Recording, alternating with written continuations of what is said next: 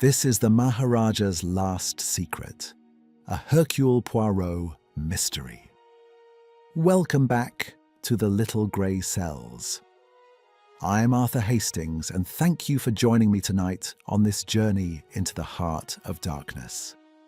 First, we would like to greatly thank our listeners from all over the world.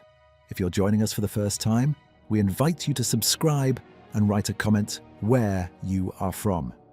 Dim your lights, Poirot yourself a tisane, and prepare to exercise your own grey cells. Chapter 1. The Place That Remembers. "There is," said Hercule Poirot with an air of profound displeasure, "no earthly reason why civilization should end at Bodmin." His travelling companion, a rather cheerful young constable sent by the local police authority to collect him from the railway junction, did not appear to find this observation remarkable. He drove on through the fog with the serene confidence of a man who had never questioned the adequacy of his county, and Poirot returned to his grim contemplation of the window.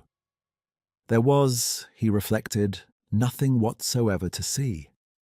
The moor was invisible. The road was invisible. Even the hedgerows had dissolved into grey wool.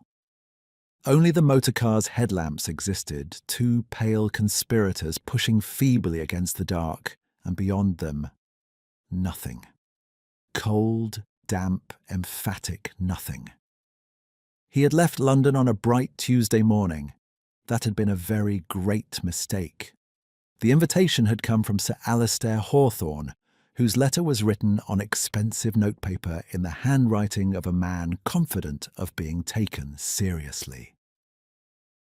The matter, Sir Alistair had written, touched upon a historical discovery of some consequence, and upon the death, some 30 years past, of a man who deserved better from history than he had received. He had enclosed as a kind of earnest a photograph of a sealed iron chest. He had also enclosed a cutting from a Cornish newspaper, dated the previous October, headlined, "Shadow Seen Again on Rajapur Cliffs." Poirot had read the cutting twice. Then he had set it aside with a small sound of contempt. Then he had read it a third time, tapping his forefinger against his lips. He had, in the end, accepted. The motor car lurched over something that was either a rut or a philosophical argument, and Poirot steadied himself with both hands on the seat. He thought, not for the first time, of his flat in London, of the electric fire in the sitting room, of the tisane that George would have prepared, warm and precise and ready at the exact moment of his return, of the perfectly level floor. The road dipped, the fog thickened.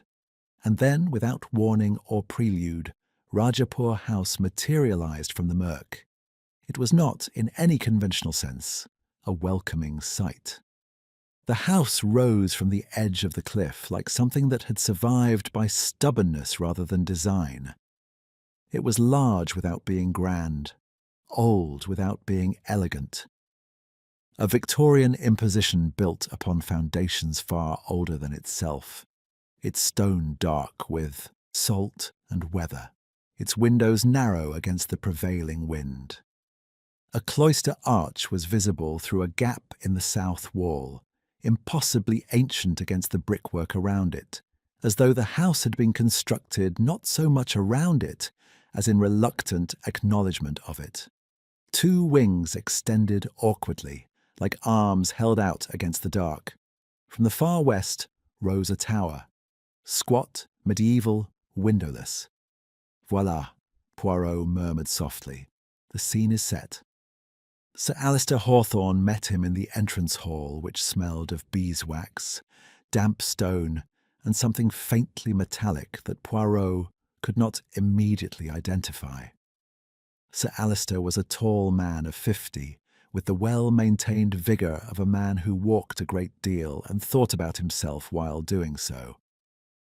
His handshake was firm, his welcome correct, and his eyes, Poirot noticed, were performing a rapid private assessment of the small, immaculate Belgian standing on his threshold. "Monsieur Poirot, excellent. I was afraid the road might have defeated you." "The road," said Poirot pleasantly, "made a very determined effort. I, however, made a more determined one." He removed his hat, inspected the hat stand with brief disapproval, and placed his hat upon it at a precise angle. "You will perhaps show me to my room before we speak of serious matters. I find that thought proceeds more readily when one is not damp." Sir Alistair smiled, the smile of a man accustomed to eccentric guests, and led him up a staircase that tilted very slightly to the left. The room assigned to him was adequate, no more. The bed linen smelled of lavender, and something beneath the lavender that was unquestionably mildew. The single lamp threw an orange light that Poirot found inimical to clear thinking. The window, when he inspected it, looked directly out upon the cliff path and the invisible sea beyond. He could hear the water even through the glass, a patient, rhythmic insistence, like a creditor who knows he will eventually be paid. He unpacked with the thoroughness of a general establishing a headquarters, arranged his toilet articles in their accustomed order, and straightened the lamp so that it stood at a precise right angle to the bedside table. Only then did he permit himself to go down to dinner. There were 5 others at table, and Poirot spent the soup course, a rustic vegetable preparation that had, he felt, been salted by someone working from enthusiasm rather than measurement, in the agreeable occupation of observing them.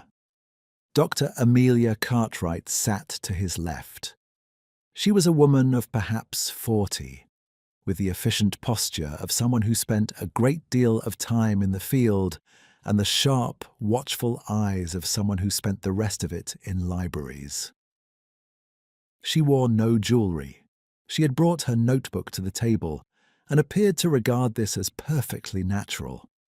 She spoke of the Maharaja's legend with the careful neutrality of a scientist handling explosive material, as though she thought it unwise to either dismiss or wholly embrace it.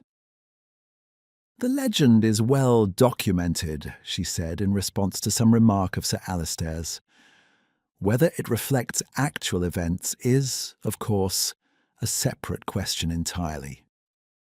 She said this in the tone of a woman who had a very definite private answer to that question, but was not yet prepared to share it. Across the table sat Daniel Hawthorne, Sir Alistair's younger cousin.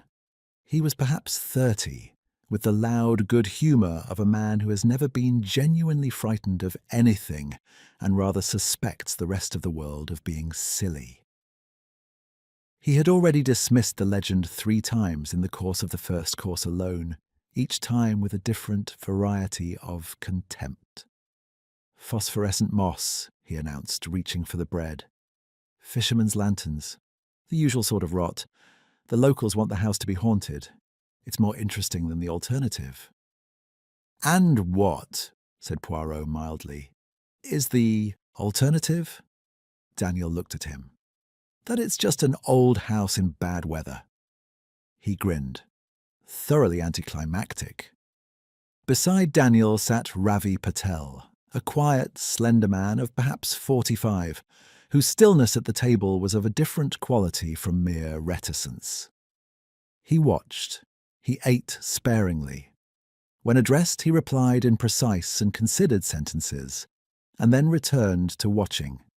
He had been introduced as a historian specializing in Indian royal history, and he had the manner of a man carrying something private and carefully maintained, like a lamp kept sheltered against the wind.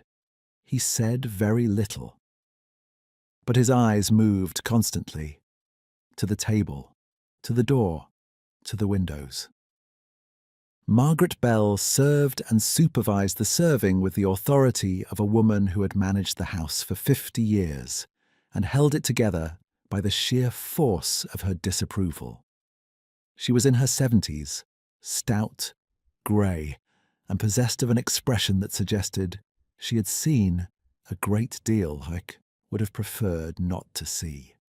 When Daniel made his third remark about phosphorescent moss, she set down a tureen with a deliberateness that constituted a rebuke. "My grandmother saw it," she said, to no one in particular. "In 1902, the night before the Maharaja was found." She picked up the tureen and withdrew before anyone could respond. The sixth member of the party was Lucy Ashcroft, Sir Alistair's secretary. She was young, 25 perhaps, with fair hair and the sort of prettiness that goes unnoticed because its owner is too busy being nervous to present it to advantage. She had glanced at the window 3 times during the soup, always towards the cliff path, and each time she caught Poirot's eye, she looked quickly away. Poirot noted this. He noted all of it, with the mild, interested attention of a man who finds human beings consistently more revealing than they intend to be. After dinner, Sir Alistair led the assembled guests to the library to present his discovery. The chest had been placed on the central table, squat, black and iron-bound, with a lock of considerable antiquity. 2 of the hasps had been forced, Sir Alistair explained, by the previous owner's rather careless solicitor. The documents within were partial and water-damaged, but decipherable. "The Maharaja kept correspondence," Sir Alistair said, spreading a careful hand over the papers. "With his secretary, with a man named Alderton, my great-grandfather's partner, and with certain persons in India whom he wished to contact privately. I believe, when fully examined, these documents will establish the truth of what happened to Arvind Singh in 1902, and to the Moon of Rajapur." "The diamond," said Dr. Cartwright with scientific precision. "The diamond," Sir Alistair confirmed. Daniel leaned back in his chair. "Or the alleged diamond. I've never seen a scrap of evidence that the thing ever existed at all." Ravi Patel, who had been examining the documents from across the table without touching them, looked up. "It existed," he said with a quietness that had the quality of certainty rather than conviction. Then he looked down again. Poirot, who had been standing slightly to one side, his habit when he wished to observe a group as a whole, found this interesting. He filed it away carefully. It was nearly 11 when the party dispersed. The storm, which had been assembling itself offshore all evening with the methodical patience of a military operation, had by now begun in earnest. Rain struck the library windows in volleys. The fire, which had been inadequate all evening, gave up entirely. Poirot made his way to bed along a corridor that the drafts had organised into a permanent wind tunnel. The candle he carried, the electricity he had been assured was perfectly reliable, bent sideways at every step. Shadows tilted and recovered along the wall. He was 3 doors from his room when he stopped. He was not certain why he stopped. The corridor was empty. The draught was consistent. The candle flame had straightened. But there was a coldness here, sharper, more specific than the general cold of the house. A coldness with direction and location, like a breath from somewhere particular. And then he heard it, a single sound, clear, metallic, and very faint. The ghost of a resonance, as though a small bell had been struck once and was only now finishing its dying note. Poirot stood quite still. He looked towards the west wing where the old tower rose above the priory ruins. He looked at the ceiling. He looked at the wall beside him, where, now that he examined it, he could see the faint outline of a cloister arch incorporated into the plaster, its edges smoothed by centuries. He waited. The sound did not come again. Old houses, he told himself, spoke too much. This was the truth. Old stone carried sound in unexpected ways. Old metalwork expanded and contracted with changes in temperature. There was nothing here that could not be explained by physics and architecture. He walked onto his room, undressed with his customary precision, and lay down upon the mildew-scented pillow. For some time he looked at the ceiling. The bell, he reminded himself, had been missing from the tower for 500 years. He closed his eyes. He did not, for quite some time, sleep. Chapter 2. The Place That Remembers.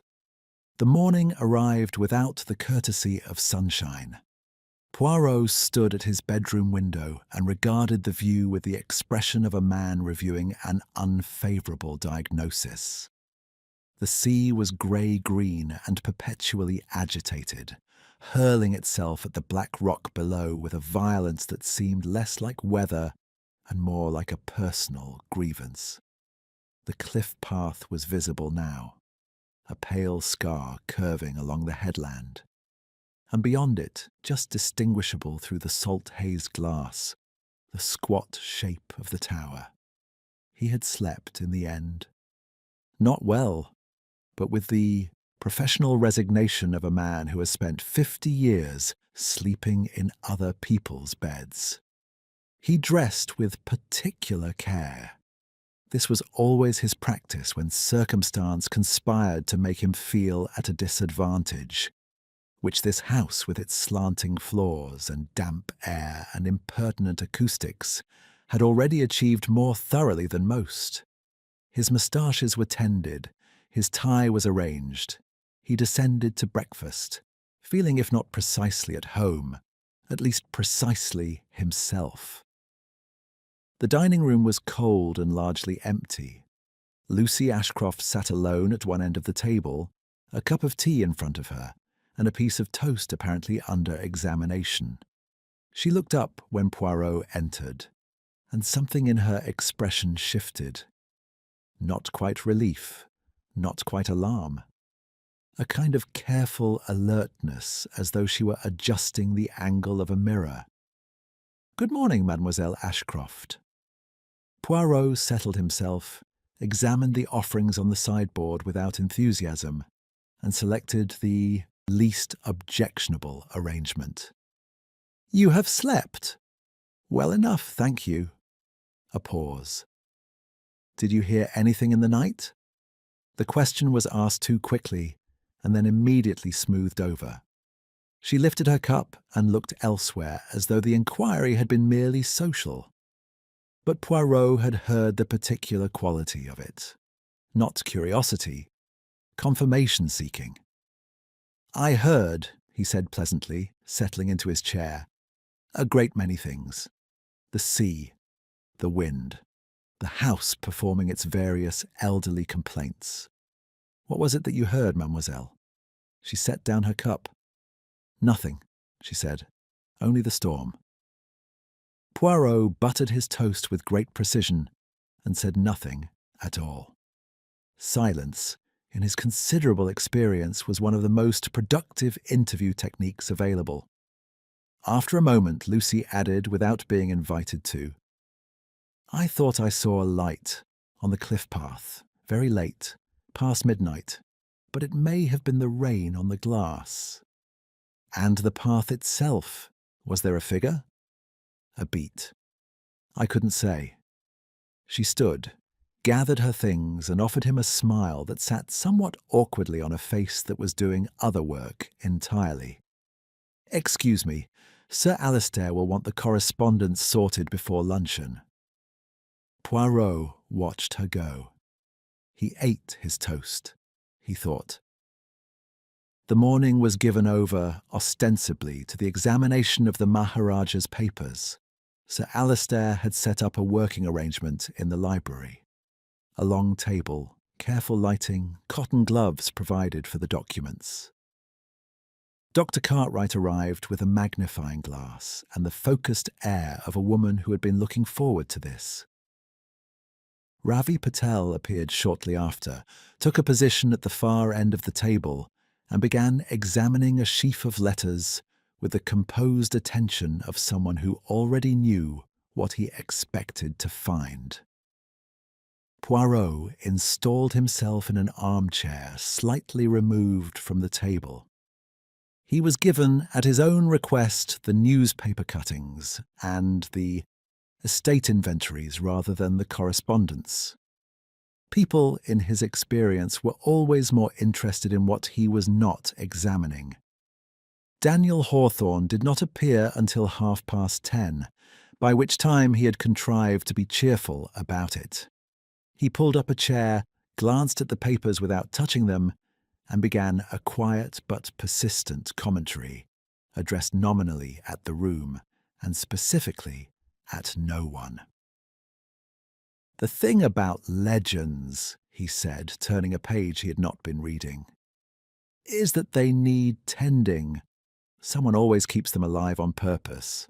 For the atmosphere, the tourism, the inheritance value."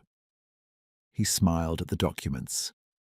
"A haunted house sells considerably better than a merely old one." "That is a most practical observation," said Poirot, without looking up from the inventory in his hand.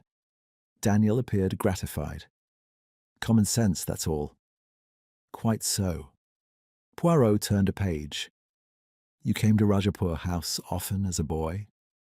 "Every summer, more or less. Alistair and I were close then." The phrasing implied they were somewhat less close now, a suggestion Daniel did not appear to notice he had made. "And the legend, you heard it as a child?" "Margaret Bell's gift to every child in the house. She had it in installments. The shadow, the bell, the crypt." He waved a hand. "Excellent theatre." "You were never frightened?" Daniel laughed. It was a full, unguarded laugh, and it was, Poirot thought, entirely genuine. "Lord, no. I used to go down to the crypt specifically to disprove it. Took a torch, sat in the dark for half an hour. Nothing whatsoever." "When was this?" "Oh, 15 years ago thereabouts. I was 20, full of rationalism." He grinned. "Still am." Poirot smiled pleasantly and returned to his inventory. He had learned two things: that Daniel had been inside the crypt at night, and that he was comfortable saying so. Whether comfort indicated innocence or confidence was, as yet, an open question. He found Margaret Bell in the kitchen at 11, doing something authoritative with a stock pot. She received his presence with the wary deference of a woman who respected reputation, but was not yet prepared to be charmed by it. "I understand," said Poirot, seating himself at the kitchen table without being invited, a calculated liberty, "that your grandmother was in service here in 1902. Margaret set down her spoon. "She was parlour-maid, 40 years in this house, man and boy." She said this as though 40 years in a house entitled a family to opinions about it in perpetuity, which, Poirot reflected, was not an entirely unreasonable position. "She discovered the Maharaja's body." "She did." The old woman's hands resumed their work, though more slowly. "Went down to the crypt on the housekeeper's instructions. The Maharaja had not come to breakfast, which he always did, punctual as a church clock." A pause. "The door was not locked from outside. She had a key. She opened it." Another pause. Longer. "There was a figure at the far end, standing." "Describe it, if you please." "Tall, in robes, the kind the Maharaja sometimes wore. Indian dress," she said. "It stood quite still. And then," Margaret met his eyes directly, "it simply was not there. She looked at it, And she looked at the Maharaja on the floor, and she screamed, and when she looked back, it was gone. No door, no window, nowhere to go. She lifted her spoon. That is what my grandmother told my mother, and my mother told me. I do not embellish.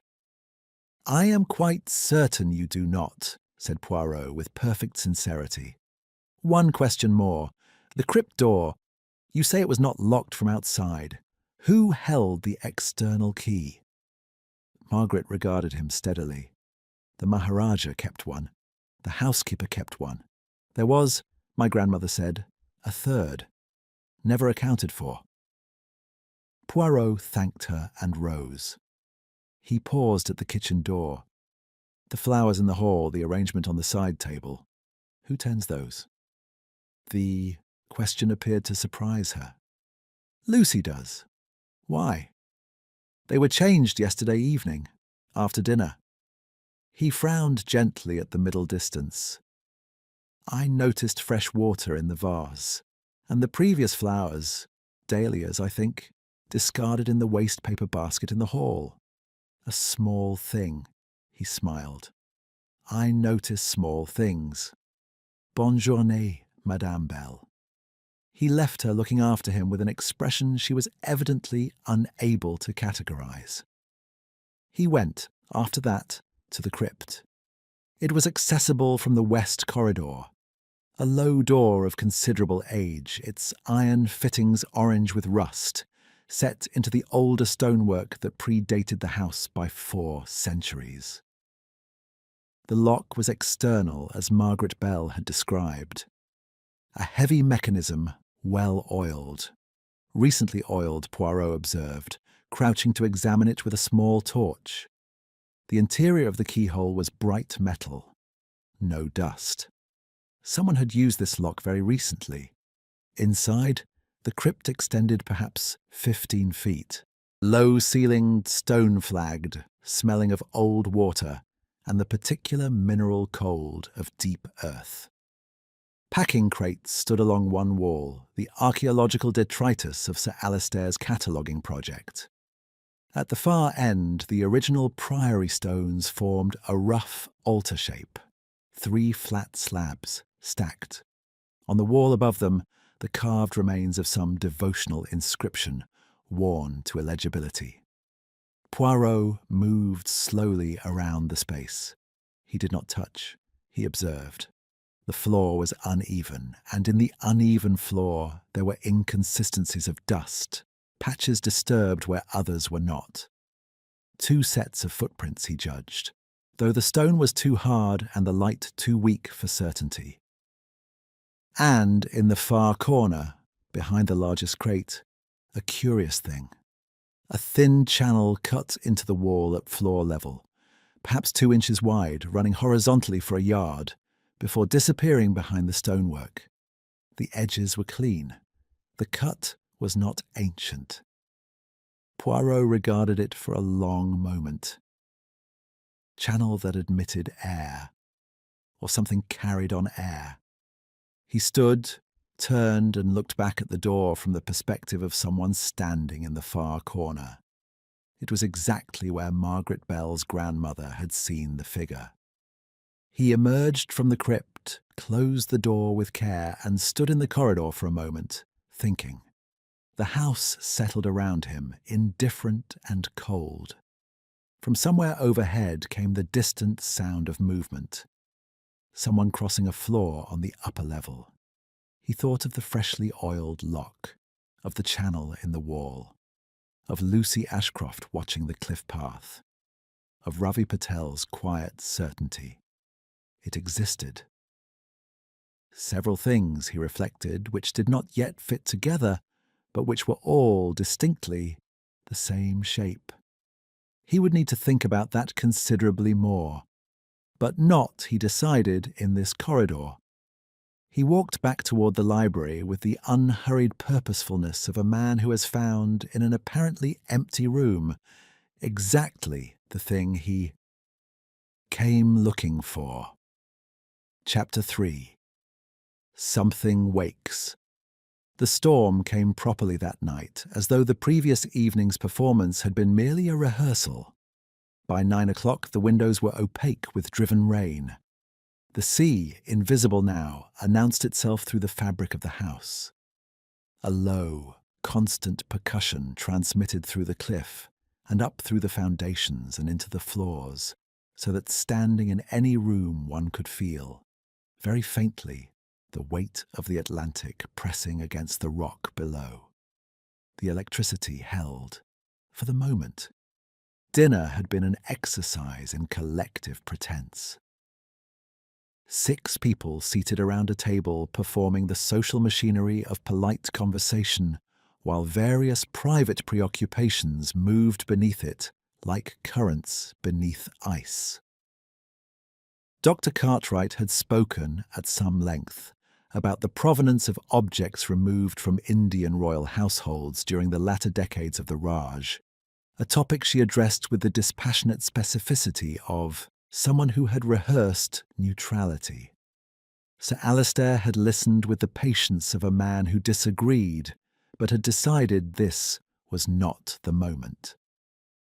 Daniel had made 2 remarks about it being ancient history, then apparently noticed Ravi Patel's stillness and said nothing further.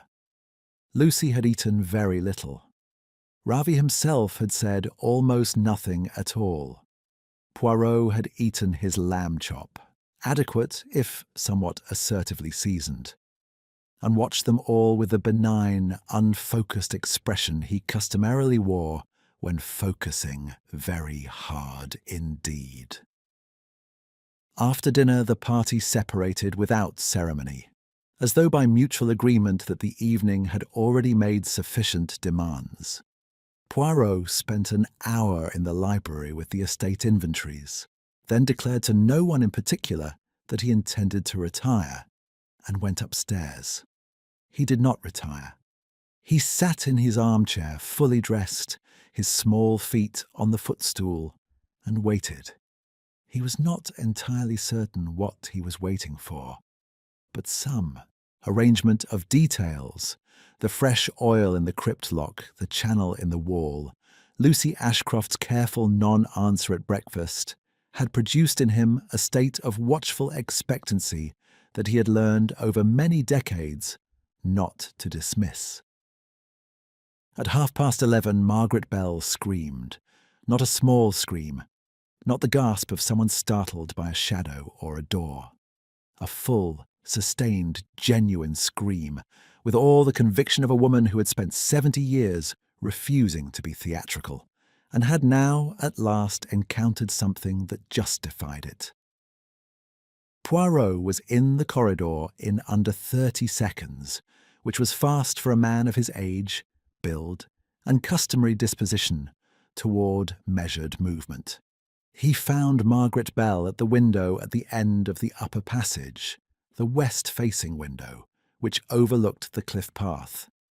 She was clutching the curtain with both hands, her face the colour of old plaster, her breath coming in shallow, rapid instalments. "He was there," she said, before Poirot could speak. "The shadow, on the path, I saw it plain." She pressed one hand flat against her sternum, tall, in robes, moving slow, just as my grandmother described, just exactly as she described. Poirot looked at the window. The rain rendered the glass almost opaque. Only the faint smear of the exterior lamp at the path's upper turning was visible, a blurred orange disc.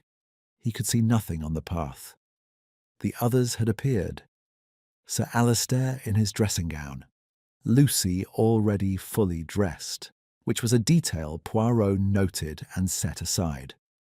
Dr. Cartwright with her hair unbound and a shawl gathered around her with brisk efficiency. Daniel last from the opposite end of the corridor, hair disordered, blinking. "What's happened?" Sir Alistair's voice had the careful steadiness of a man managing alarm. "Mrs. Bell believes she observed something on the cliff path," Poirot said. "The shadow," Margaret said with absolute precision. not believes, saw.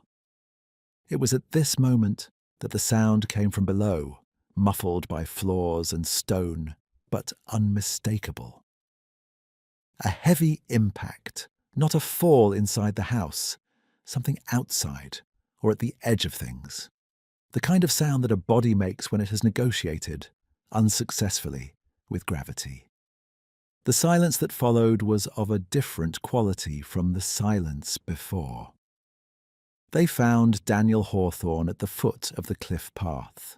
Or rather, they found him at the point where the cliff path turned sharply along the headland's edge, and where, if one misjudged the turn in darkness and driving rain, there was nothing between the path and a 40-foot drop to the rocks below.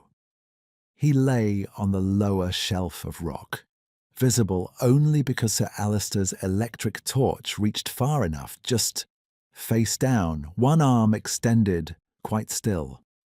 Sir Alistair made a sound and moved forward. Poirot caught his arm. A moment. He looked down. The rain had been falling hard for 2 hours, but the soil at the path's edge, where the grass gave way to bare earth, had not been entirely erased. There was a mark. One mark pressed into the margin of the path where someone had stood recently. A curved tread, the heel deeper than the toe. A rubber sole, modern, perhaps a size 10. Poirot crouched over it in the rain for precisely 4 seconds, committing it entirely to memory before the next gust of wind erased the last of it. "Now," he said, and stood. The local doctor arrived after some considerable time from the village. His verdict, offered in the hallway with the pragmatic brevity of a man called out in a storm, was that Daniel Hawthorne had sustained a broken neck consistent with the fall, and that death had occurred within the last hour. Beyond this he was not prepared to go until the morning, the road to the peninsula being, in any case, now compromised. The lower section had subsided in the rain, and until it was cleared, Rajapur House was, for practical purposes, an island. Poirot received this information with the stillness of a man for whom it confirmed an expectation rather than established a surprise. Lucy Ashcroft stood in the doorway of the drawing-room, her arms folded across herself. Not a defensive posture, Poirot thought, but a containing one, as though she were holding something in rather than keeping something out. Her eyes, when Sir Alistair came in to report the doctor's findings, moved once to Poirot and away again. "You were dressed," Poirot said when the others had gone through to the other room, and they were, for a moment, alone. He said it conversationally, as one might remark upon the weather. Lucy looked at him. "I beg your pardon?" "When the household assembled in the corridor, after Mrs. Bell's scream, everyone else was in nightclothes. You were fully dressed." He regarded her with mild, courteous interest. You had not yet retired. A pause of precisely the wrong length. "I was reading. I often read late." "In your coat?" Her chin lifted. "I was cold." Poirot allowed a silence to develop, a small and entirely purposeful one, and then said, "Mademoiselle, I am not your enemy. I am, at this present moment, very possibly your only ally. But I cannot be an effective ally to a person who feeds me half of the truth and retains the more nourishing portion." He paused. "Daniel Hawthorne is dead. That changes what we are doing here from an antiquarian exercise into something considerably more serious. Whatever you know, whatever it is that you have decided for reasons that I respect but cannot yet evaluate, not to say, I ask you to reconsider." She was quiet for long enough that he thought she had decided against it. Then she said, in a voice carefully drained of inflection, "Daniel knew something about someone in this house. He told me 3 days ago, before we came down. He wouldn't say what exactly, only that he had found something out and hadn't yet decided what to do with it. He gave no indication of the subject. He said... She stopped, started again. He said it had to do with why we were really all here, that not everyone had come for the reasons they claimed. She looked at Poirot directly now, and the nervousness had resolved into something simpler and harder. I thought he was being dramatic. Daniel often was. But now you think differently. She said nothing, which was, as far as Poirot was concerned, an answer of perfect clarity. He did not sleep at all that night. He sat in his armchair and reviewed what he had, arranging it in his mind with the same care he brought to the arrangement of objects on a mantelpiece. Each piece turned to its best angle, each relationship to its neighbours considered. A freshly oiled lock on a crypt that had no business being recently used. A channel cut into the crypt wall, admitting air or darkness made to move. A third key, unaccounted for in 1902, unaccounted for still. A figure seen on the cliff path the night a man died. Single footprint, rubber-soled, modern, pressed into wet earth. Not the bare impression of something supernatural, but the purposeful mark of someone who had been standing still. Watching. And now Daniel Hawthorne, who had known something about someone in this house, at the base of the cliff path in the rain. The legend said, the shadow appears, and then someone dies. What the legend did not say, what it had never been required to say, was whether the appearance caused the death, or whether both were arranged by the same deliberate hand.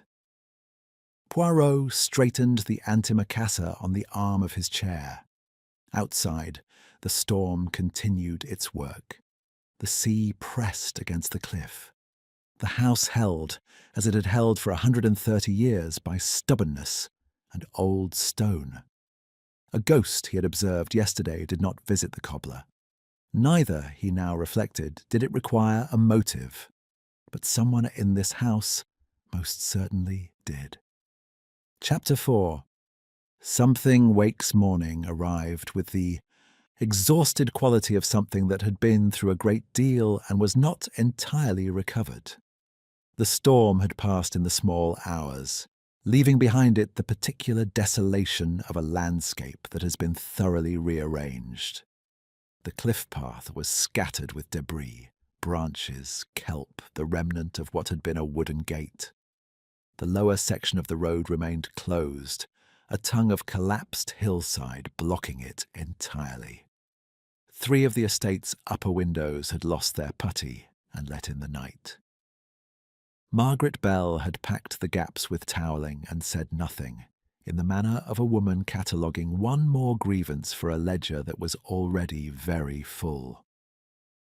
Poirot came downstairs at 7 to find Sir Alistair at the breakfast table with the hollow, over-precise composure of a man who had not slept and was determined no one should know it. His cousin lay covered in the old smoking room which had been requisitioned for the purpose. The doctor had gone back to the village on foot, picking his way around the slide, and had promised to send a message to the county police when he reached a telephone. Until the road was cleared, there would be no police, no inquest, no official machinery of any kind. There would only be Rajapur House and its inhabitants and Hercule Poirot. He found this arrangement, professionally speaking, not without its conveniences. I should like, Poirot said, settling himself across from Sir Alistair and addressing his kedgeree with diplomatic tolerance, to ask you some questions of a personal nature. You will perhaps find them impertinent. I ask you to consider them, instead, as necessary. Sir Alistair looked up. In the flat morning light, his face showed its actual age. The lines around the eyes, the slackness of a jaw held too tightly, too long. "Ask what you like," he said. "Daniel is dead. Impertinence seems rather beside the point. Your cousin came to this gathering at your invitation." "He did, though he required very little persuading. Daniel never passed up an opportunity to be somewhere interesting, even if his interest took the form of demolishing everything he found there." A pause. A correction, the reflex of a fair-minded man. He was good company when he chose to be. He had been to Rajapur House before, many times, I understand. Every summer as boys, less frequently as adults. Sir Alistair turned his cup in its saucer. Not restlessness, Poirot judged, but the movement of someone navigating a thought. He knew the house well, better perhaps than he admitted. Better in what sense? A brief hesitation. He knew where things were, old things, the kind of details you only accumulate by exploring as a child when adults aren't watching, and walls are more interesting than propriety. Sir Alistair met his eye. "I noticed last year that he had been in the West Wing. I didn't ask how he knew which door wasn't properly latched. Some knowledge is better left, unattributed." Poirot set down his fork. "The West Wing, where the crypt is accessible." Yes, the word landed quietly. Where the crypt is accessible. They regarded one another for a moment, two men who had independently arrived at the same door and were now deciding whether to open it together. "Mr. Patel," Poirot said. "How long have you known him?" 3 years. We met through the university. He was consulting on a catalogue of colonial acquisitions I was preparing. A meticulous scholar. Precise. Trustworthy, I should have said. The should have said did not escape Poirot's attention. He came to me 6 months ago with the suggestion that the Maharaja's papers might contain evidence about the diamond. He was the one who identified the sealed chest in the estate inventory. He was, in fact, largely responsible for assembling this gathering. Poirot was quiet for a moment. Then, "That is most interesting." "Is it?" "It tells me," said Poirot pleasantly, "who opened the door." He found Ravi Patel in the library, as expected. The man was not examining the Maharaja's papers. He was standing at the window that overlooked the cliff path, his hands clasped behind his back, watching the sea. He turned when Poirot entered with the unhurried ease of someone who had heard the footsteps well before their owner appeared. "Monsieur Poirot," a slight inclination of the head. "I wondered when you would come." "Then I have not disappointed you." Poirot settled himself in the armchair he had occupied the previous morning and crossed his ankles neatly. "You are not working." "I find concentration difficult this morning." He turned back to the window. "I knew Daniel slightly, less well than the others, but enough. His death is a shock, even to a man who does not shock easily." "You had spoken with him during this visit?" "Once or twice. He was curious about my research. He asked a number of questions that were rather more pointed than his general manner suggested." Patel paused. Daniel cultivated the impression of a man with no serious interests. It was, I think, a useful habit. "And the questions he asked you, their subject?" Patel turned from the window. His expression was composed, thoughtful, and gave nothing away with any appearance of effort, which was itself, Poirot reflected, informative. A man concealing something was rarely so serene. A man with a prepared position often was. He asked about the temple from which the Moon of Rajapur was taken. The original temple, not the Maharaja's possession of it, but its history before that. He wanted to know whether anyone had maintained a claim to it. Hereditary guardianship, that sort of thing. A slight pause. He seemed to think that if such a claim existed, it might be relevant to who had come here, and why. "And what did you tell him?" "I told him that such traditions existed in many Indian royal contexts, but that I was a historian, not an advocate." I answered his question, academically. He met Poirot's gaze without difficulty. Whether he found that satisfying, I cannot say. He did not pursue it. Poirot regarded him steadily for a moment, a technique that discomforted most people, and appeared to discomfit Patel not at all. "One question more. The crypt. You've been inside it during this visit?" The composure remained, but something adjusted behind it. A microscopic shift in the set of the eyes, as though a shutter had been quietly drawn. "Sir Alistair showed us all the crypt on the first afternoon, before you arrived." "I am aware of that occasion. I asked whether you had been inside it since." Patel said nothing for 3 seconds, which was, in Poirot's considerable experience of silences, a very long time. "No," he said then, "I have not." "Bien." Poirot rose, straightened his waistcoat, and moved toward the door. He paused.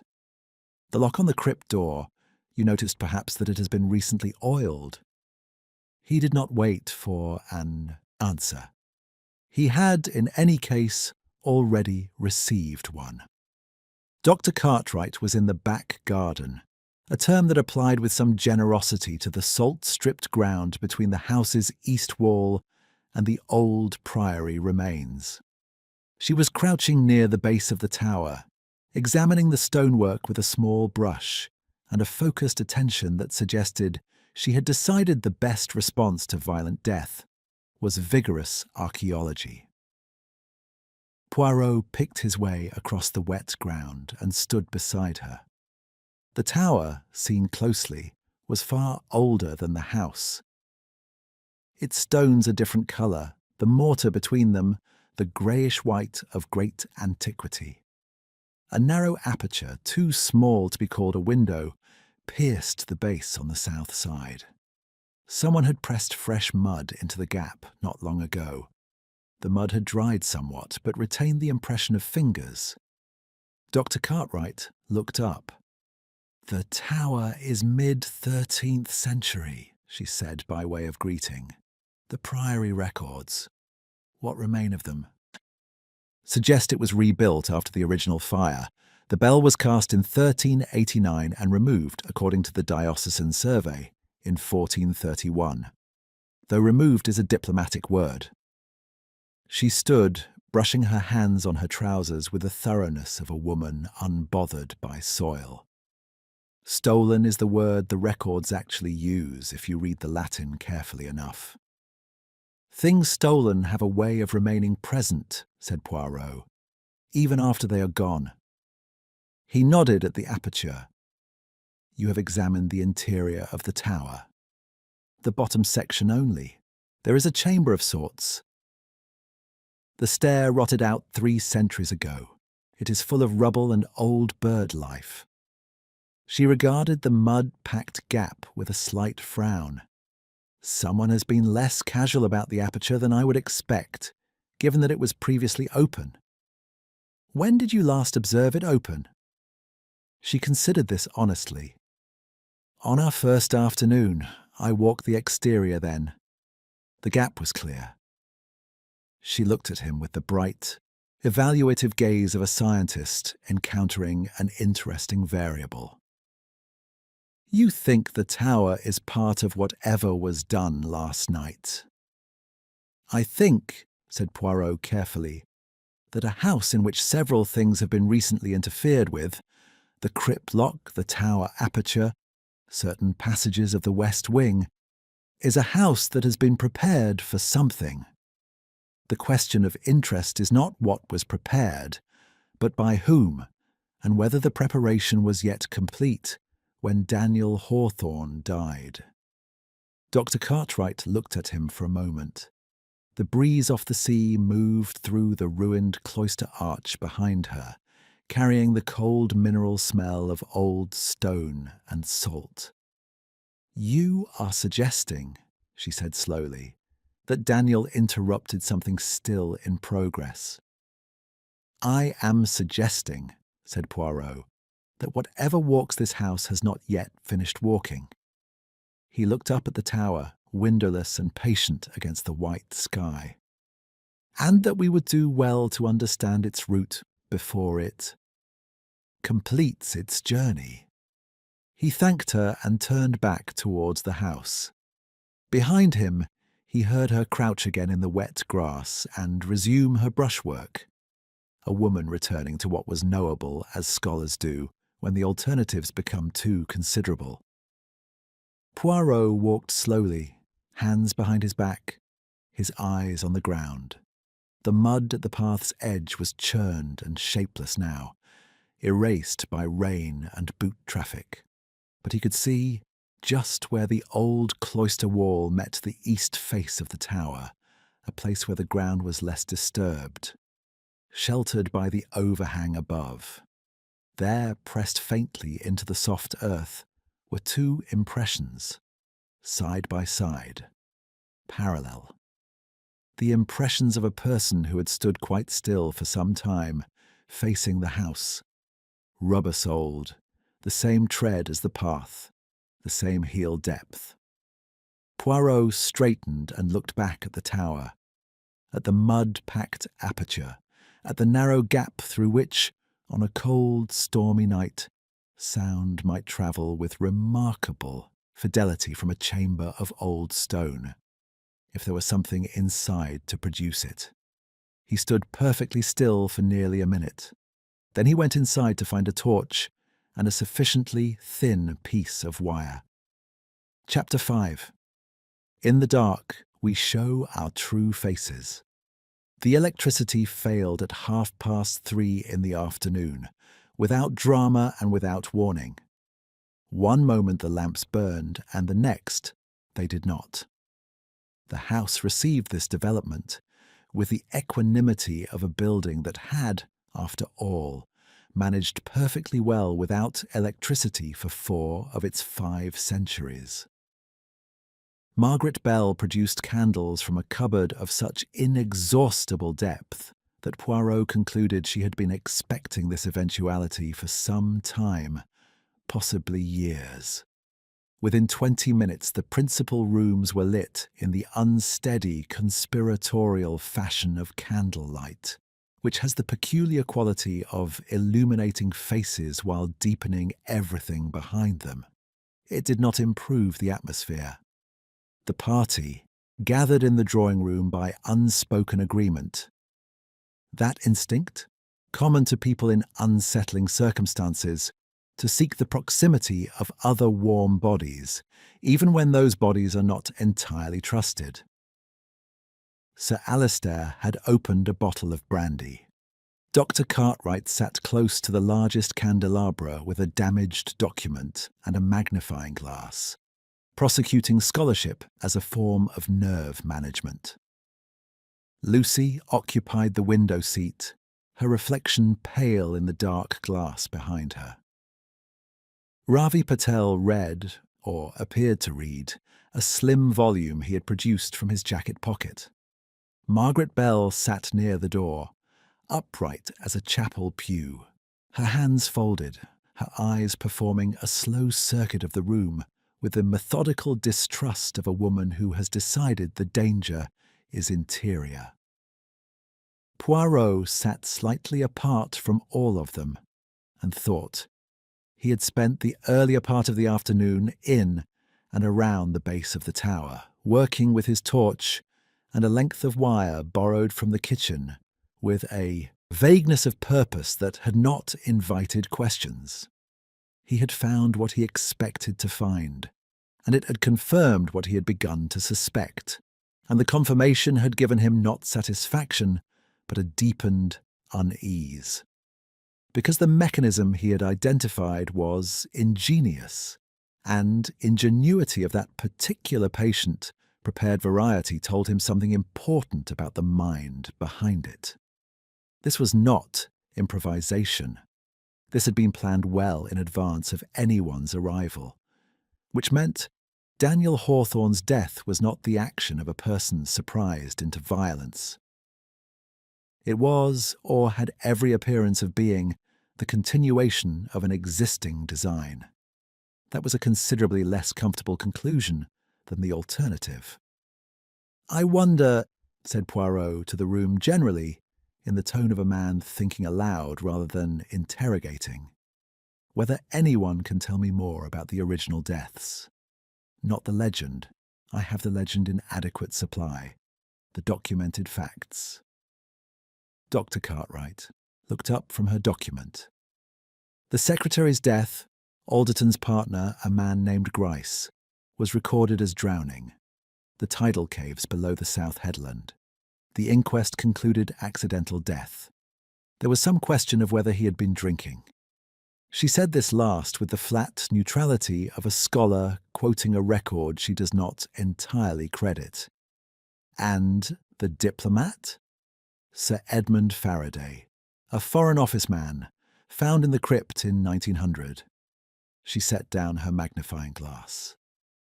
Cardiac failure officially. He had a history of the condition, but the circumstance was thought irregular. He had no known reason to be in the crypt at that hour, and the door, as you are aware, was secured from outside. She paused. The Maharaja himself testified at the inquest that he had discovered Faraday there by chance and could not account for his presence. "He lied," said Ravi Patel, without looking up from his book. The room attended to this with interest. Patel turned a page. "You are confident of that?" Poirot asked. The Maharaja's private correspondence, the letters in the chest, includes a note written 3 weeks before Faraday's death. Patel closed his book, keeping his finger at the page. "I read it yesterday morning. It is partially damaged, but the substance is clear. Faraday had discovered that the diamond had been removed from the estate and sold, or was in the process of being sold, without the Maharaja's knowledge or consent. Grice and a man named Alderton arranged it between them. Faraday knew. He went to the crypt to examine something concealed there. He never left."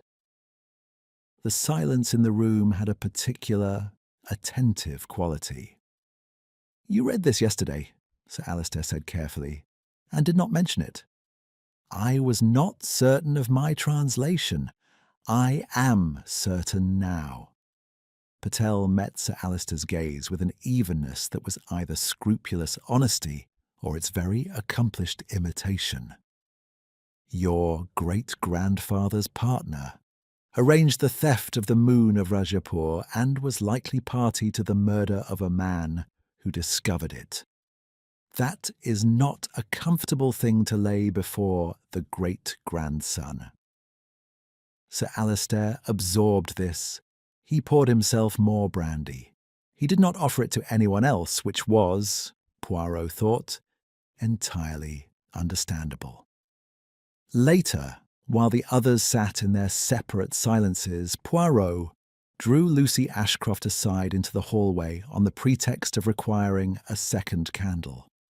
The hallway was cold, and the candle threw enormous, shapeless shadows up the staircase wall.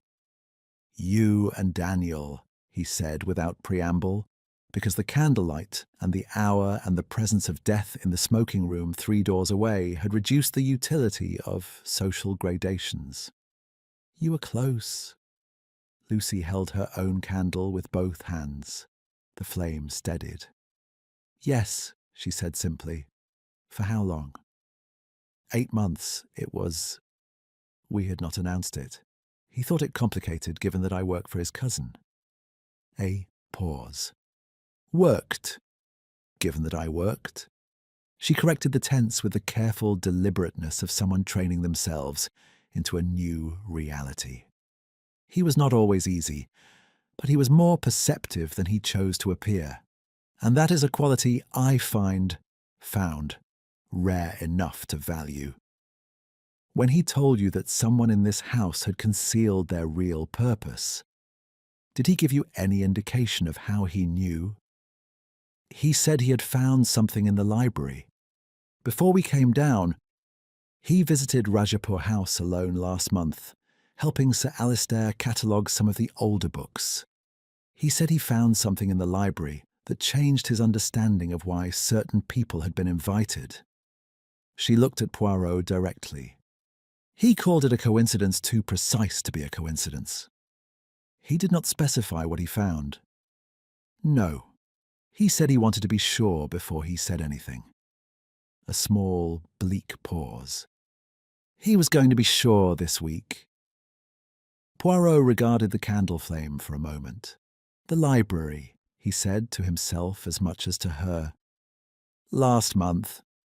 He looked up. Thank you, mademoiselle. You have been more useful than you perhaps know. I ask one thing more. Go back to the drawing room and do not, under any circumstances, be alone in any part of this house tonight. She searched his face. Do you know who did it? I know, said Poirot. The shape of who did it. The precise contents are still assembling themselves. He gave her a small, grave nod. But they are assembling quickly. He went to the library alone, with 2 candles and his torch. The room was large and cold, its shelves reaching the ceiling in the manner of Victorian libraries that regarded books as architectural material. He did not begin with the documents on the central table. Those had been examined, and their secrets, such as they were now largely known. He began with the shelves. Daniel Hawthorne had been in this room last month. He had found something. It was not in the papers on the table, which had been sealed in the chest until Sir Alistair opened it 3 weeks ago. It was something already on the shelves, pre-existing, waiting, something that acquired new significance when set against other information Daniel had brought with him. Poirot moved the candles slowly along the shelves, reading spines, estate records, household accounts, a run of leather-bound journals, undated, their spines blank, local histories, a collection of geological surveys of the Cornish coast, and then, on the 3rd shelf from the bottom, slightly out of alignment with its neighbours in the manner of a book recently replaced without quite matching its original position. A slim volume, dark green cloth, its title stamped in faded gilt. He drew it out. It was a privately printed monograph, dated 1897, entitled Guardians of the Sacred, Hereditary Priesthood and Temple Custodianship in the Royal States of Rajputana. The author was identified only by initials. The print run, noted on the frontispiece, was 40 copies. Poirot opened it carefully. Someone had, at some point, marked a passage with a thin strip of paper. Not recently, the paper was old and foxed, but the book had been opened here many times since. The spine creased at the precise location. He read the marked passage slowly, his lips moving slightly in the way they did when he was committing something to exact memory. He read it a second time. Then he stood quite still, holding the book, while the candles moved in a draught he could not identify, and the shadows on the ceiling swelled and contracted like breathing. The passage described with academic thoroughness the tradition of hereditary guardianship attached to certain sacred objects in the princely states. It described the obligations of guardian families across generations. It described what such families were duty-bound to do if a sacred object was removed, and where, in such cases, the legitimate claim of recovery was held to reside. In the margin, in pencil, not Daniel's hand, the pencil was old, the indent deep with age, someone had written 2 words and underscored them twice. Poirot read them. He turned to the book's frontispiece and read the author's initials again. R.K.P. He closed the volume with great gentleness and stood holding it in both hands, his eyes not on it, but on the middle distance, where the little grey cells were completing, with some rapidity, a piece of work they had begun 3 days ago on a foggy moor. The initials were not, of course, conclusive, but the 2 words in the margin were quite sufficiently so. They read, "Still ours." Chapter 6. In the dark, we show our true faces. He replaced the book precisely as he had found it, spine slightly proud of its neighbours, covers at the same angle, and returned to the drawing-room with the unhurried step of a man who has reached the top of a very long staircase and can now afford to look at the view. No one remarked on his absence. The candles had burned lower. Margaret Bell had brought in a cold supper that no one ate with any conviction. The brandy was considerably diminished. Conversation, never robust this evening, had given up entirely, and the 5 remaining occupants of Rajapur House sat in their separate pools of candlelight, each performing a private reckoning that none of them chose to share. Poirot took his customary chair, declined the supper, and accepted a cup of tea that was too strong and not hot enough, and drank it without complaint. He allowed the silence to continue for some time. Silence, in a room of people under pressure, was not empty, it was densely informative, a medium through which anxiety, guilt, and the consciousness of scrutiny moved like weather. What he observed during that silence was this. Sir Alistair looked at Ravi Patel twice and away again, with the expression of a man revising a long-held judgment. Lucy kept her eyes on the table.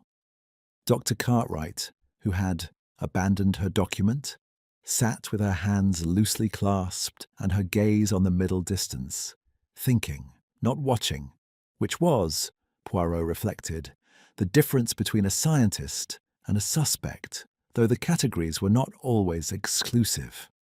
And Patel himself sat with perfect stillness, his closed book on his knee, his expression one of composed and patient attention, as though waiting for something he had already calculated would arrive.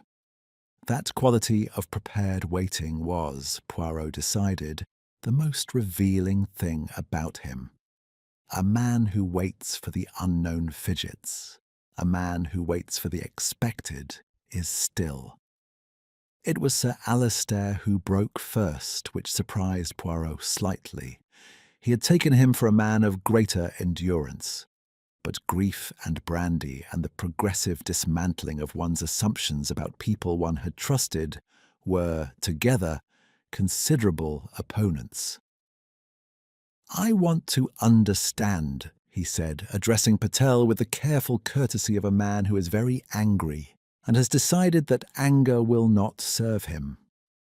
"What it is exactly that you believe yourself to be doing here." Patel met this without flinching. "The same thing I told you when I proposed the gathering, examining the historical record." "And the other thing? The thing you did not tell me?" A pause of the kind that acknowledged the question's legitimacy without conceding its full scope.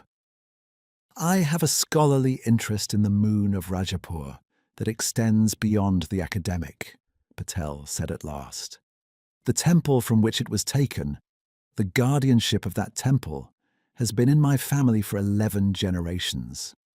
I did not fabricate that interest. I disclosed its academic dimension and reserved its personal one." He looked at Sir Alistair steadily. "That is not deception. It is discretion." "Daniel is dead," said Sir Alistair with a flatness that was more terrible than heat. "Yes." For the first time that evening, something moved across Patel's composure. Not guilt, Poirot thought, not precisely, but the authentic discomfort of a man encountering a consequence he had not calculated, or had calculated and underestimated. "Daniel's death is not something I intended or foresaw. I want to be direct with you about that. Were you on the cliff path last night? No. In the robes? No. Firm, immediate. Poirot, who had been listening with the motionless attention of a cat at a mouse hole, chose this moment to speak. What you did intend, Monsieur Patel, and what you did foresee, those are, perhaps, matters for a more comprehensive conversation. One that I propose we have tomorrow morning in full, with nothing reserved. He looked at Patel pleasantly. I think by then you will find the reservation is no longer worth the effort. Patel regarded him for a moment with those steady, evaluating eyes. Then he inclined his head. Not in submission, but in the acknowledgement of a man who recognizes a superior position when he is occupying its vicinity. It was at 20 minutes past 10 that the bell rang. Not loudly, not the theatrical peal of a ghost story. A single clear note, carrying through the fabric of the house, through floor and ceiling and the old stones between, arriving in the drawing-room as something felt as much as heard. A resonance. A presence of sound rather than sound itself. Margaret Bell stood up so quickly that her chair tipped and caught herself against the wall. Her face had gone the colour of chalk. She said nothing, which from a woman of her vocal resources was its own variety of eloquence. "The tower," said Dr. Cartwright, unnecessarily, because everyone in the room had arrived at the same conclusion, by the same route. Then Lucy screamed. Not at the bell. The scream came half a second after the bell's resonance had faded, from a direction slightly to the left of it, from the hallway, through the drawing-room door that had been left 3 inches ajar. Poirot was moving before the scream had properly finished, crossing the room with a speed that surprised everyone, including briefly himself. Lucy stood in the hallway with both hands pressed flat against the wall behind her, her candle on the floor where she had dropped it, its flame miraculously surviving. She was looking toward the west corridor, toward the crypt door. Standing in the entrance to the west corridor, just at the boundary where the hallway's candlelight gave out and the darkness began, was a figure, tall, robed in something pale that caught the faint light and held it strangely, the fabric moving slightly in a draught that was not otherwise perceptible. The face was in darkness. It stood entirely still, and it was looking, if a featureless darkness could be said to look, directly at them. Poirot picked up Lucy's candle from the floor and walked toward it. He did not walk quickly. He walked with a measured deliberateness, holding the candle ahead of him, watching the figure. Behind him he was aware of the others crowding the drawing-room doorway and of Sir Alistair saying something sharp and of Margaret Bell making a sound that was not quite a prayer and not quite a word. The figure did not move. At 8 feet, Poirot stopped. He tilted the candle upward and to the left, directing its light at the corridor wall rather than the figure directly. The reflected illumination was softer, wider, sufficient. There was no figure. There was, on the corridor wall, a mirror. A long rectangular glass in an old gilt frame, part of the corridor's original furnishing, unremarkable in daylight. And on the facing wall, at an angle that the current position of the candles in the hallway happened to produce with some exactitude, a second surface. Not a mirror, but a section of the corridor's old wainscoting, its dark varnish worn to a high polish at the centre through some decades of contact.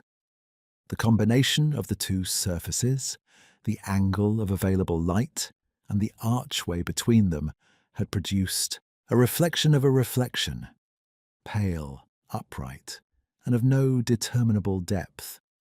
In different light, electric light, overhead even, it would have been nothing. In candlelight, at this angle at 10 in the evening with one's nerves already occupied. A figure. Poirot turned back to the group at the doorway. "The mirror," he said simply, "and the wainscoting. A fortunate conjunction of surfaces." He looked at each of them in turn. Or a calculated one. He looked last at Patel, who had not crowded into the doorway with the others, who stood, instead, fractionally behind them in the drawing-room, and whose expression in the doubled candlelight was not frightened. It was, for just a moment, arrested. The expression of a man watching a plan meet an obstacle it had not been designed to accommodate.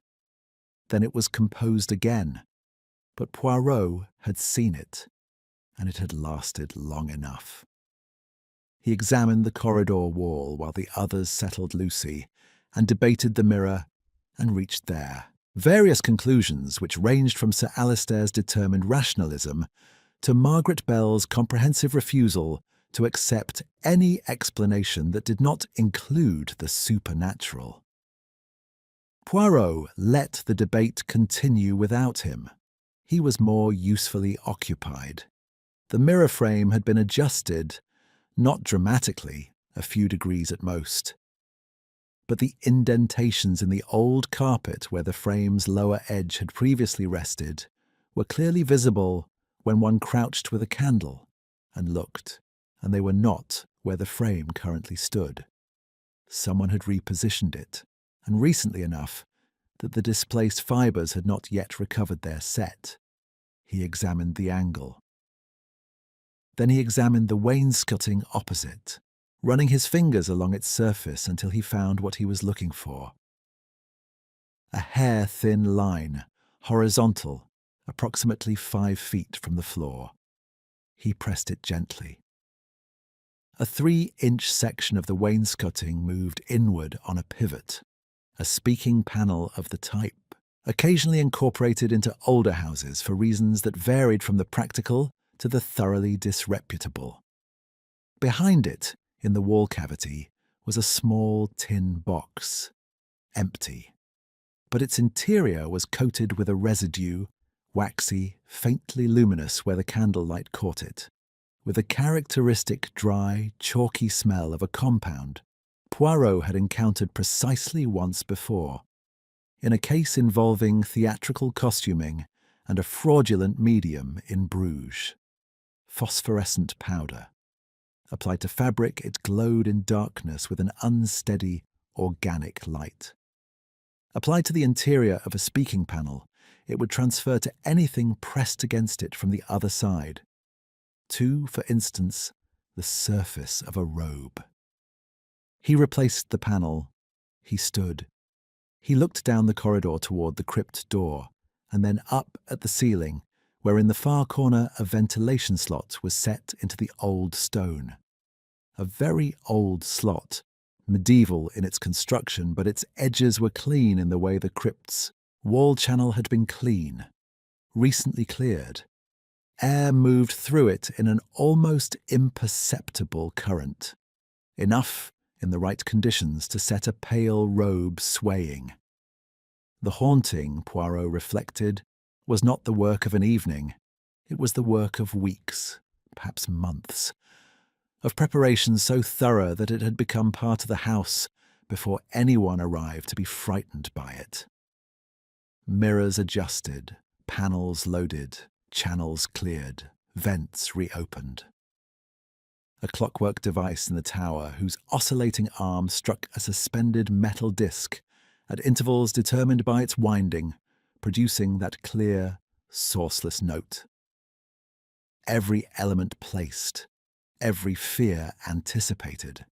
He stood in the cold corridor for a long time, holding his candle, thinking not about the mechanism, but about the mind, about the quality of patience required to plan this so completely, to come to a house as a trusted colleague and spend the intervening months constructing a theatre of terror in its walls.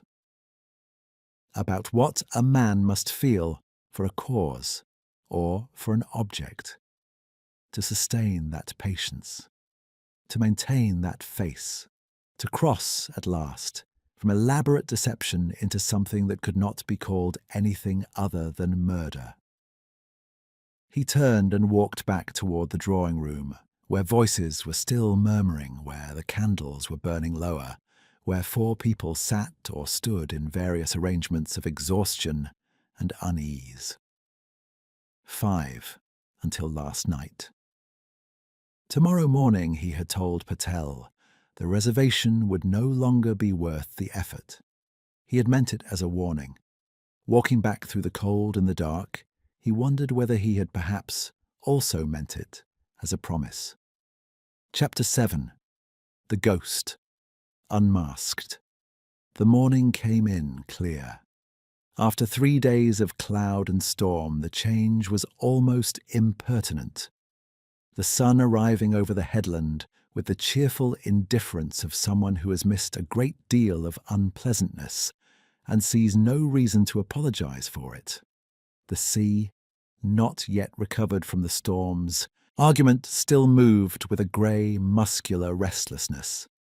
But the sky was pale blue and enormous, and the cliffs beneath it were black and sharp and entirely real, stripped of mist and legend alike. Poirot stood at his bedroom window for several minutes, observing this transformation. He found it, on balance, appropriate. Ghosts, in his considerable experience, were poorly adapted to direct sunlight. They required the particular cooperation of darkness, uncertain ground, and a mind already prepared to believe. Remove those conditions, and what remained was mechanics and motive, and those, unlike apparitions, could be examined with profit. He dressed with especial care. The tie was a particular favourite, deep burgundy, utterly correct. The moustaches received their full attention. He regarded himself in the mirror above the washstand with the satisfaction of a general confirming the alignment of his forces before an engagement, and went downstairs to assemble the evidence of 4 days' observation into a single, conclusive morning. He began with the tower. In daylight, with the mud-packed aperture cleared away, he removed it with a stick and the dispassion of a man dismantling a conjuring trick. The interior was accessible enough if one crouched and directed a torch through the opening. The chamber was low, stone-vaulted, deep in the smell of centuries. The rotted stair was evident. Only its lower 2 steps remained, iron-braced, leading nowhere. The rubble and bird life Dr. Cartwright had mentioned were present, and suspended from an iron hook set into the vault, a hook not medieval, but modern, its raw plug still pale and clean against the old stone, hung a metal disc, approximately 8 inches across, of the kind used as a gong in certain continental households. Below it, fixed to the same hook by a length of thin wire, was a small clockwork mechanism, roughly the size and shape of a pocket watch, its winding arm extended. The arm at its furthest extension would contact the disc, once per oscillation, at an interval determined by the winding. The mechanism had wound down, it was still. But the disc, when Poirot touched it with one careful finger, produced a note, clear, metallic, and of a resonance that would carry through stone with remarkable fidelity. He left everything in place. Evidence was more useful than tidiness. He found the concealed passage next, which took rather longer than he had anticipated and briefly gave rise to the uncharacteristic suspicion that he had been wrong about its existence. He had not been wrong. The entrance was in the crypt itself. Behind the rough altar formation of stacked slabs, where the devotional inscription was carved into the far wall. One of the carved letters, a large and deeply incised C, was not a letter at all in the conventional sense. It was a lever. When pressed at the lower right serif with sufficient lateral force, it depressed into the stone, and a section of the wall, 2 feet wide, 3 feet tall, requiring a degree of physical compromise that Poirot performed without enthusiasm, opened inward on a counterweighted mechanism of old but functional iron. Beyond it, a passage, low, rubble-floored, smelling of genuine antiquity rather than the theatrical variety. It ran northeast, following the line of the old priory foundations, and emerged, after some 60 feet and an ascent of approximately 8 steps cut directly into the earth. Through a heavy wooden trap in the floor of a ruined outbuilding at the priory's east boundary. The outbuilding had no roof and had not had one for a very long time. From its threshold, the cliff path was 20 yards distant. The tower was directly behind. One could, Poirot reflected, standing in the roofless shell with the morning sun on his face, enter the priory ruins from the cliff path, proceed through the outbuilding, descend through the trap, traverse the passage, enter the crypt, and emerge into the west corridor of Rajapur House, entirely unseen and without touching a single exterior door. He thought of the third key, unaccounted for in 1902. He thought of the crypt door's freshly oiled lock. Then he thought of a very specific sequence of events on a stormy night, and the thinking was not comfortable, but it was complete. He had one call to make before the assembly, and he made it quietly, catching Dr. Cartwright in the back garden where she had returned to her examination of the tower's exterior stonework. A woman who processed difficulty through industry. "The monograph in the library," he said. "Guardians of the Sacred. You have read it?" She looked at him with the frank alertness that was her characteristic register. 14 years ago. It was part of my doctoral research, temple custodianship as a form of institutional memory, a remarkable piece of scholarship, privately printed, very limited circulation. A pause. "It is in the library here." "On the third shelf. It has been consulted recently, and before that, some years ago, annotated in pencil in the margin of one particularly relevant passage." He watched her. "You did not recognize the monograph's author from the initials on the frontispiece?" She frowned. "R.K.P. No. In my doctoral reading, the work was attributed to an anonymous scholar connected to the University of Allahabad." "Why?" "Because," said Poirot, "if you had attended the conference on colonial archival recovery held in Oxford 4 years ago." "I did not, but I have made some inquiries since last evening by the somewhat primitive method of examining Monsieur Patel's own published bibliography, which I found in a volume on the library shelves. You would know that Ravi Kumar Patel presented a paper there, on hereditary temple guardianship in the princely states of Rajputana." He tilted his head. "His middle name, one deduces, is Kumar. His father's name recorded in the published dedication of his first monograph, also on the library shelves, and also recently handled. The spine is quite clean of dust, except at the top, where a finger has lifted it, was Krishnamurti." He permitted a small pause. "R.K.P." Dr. Cartwright was quiet for a moment. "He wrote it," she said. "He planted it here in this library, before any of us arrived, to be found." She looked at Poirot. "Or perhaps to not be found, unless someone looked in precisely the right place." "Daniel looked in precisely the right place," said Poirot quietly, "and told the wrong person that he had. He assembled them in the library at 10 o'clock. He chose the library deliberately. It contained the evidence. It was the room in which the Maharaja's secrets had nominally been the object of inquiry. And it had the quality, in clear morning light, of a place where the past was present in the most literal sense. On the shelves, in the documents, in the worn spines of books that had been read by hands, now absent. Sir. Alistair stood by the mantelpiece. Lucy sat at the table, her hands visible and still. Dr. Cartwright had chosen a chair near the window. Margaret Bell occupied the doorway, which she appeared to regard as neutral territory.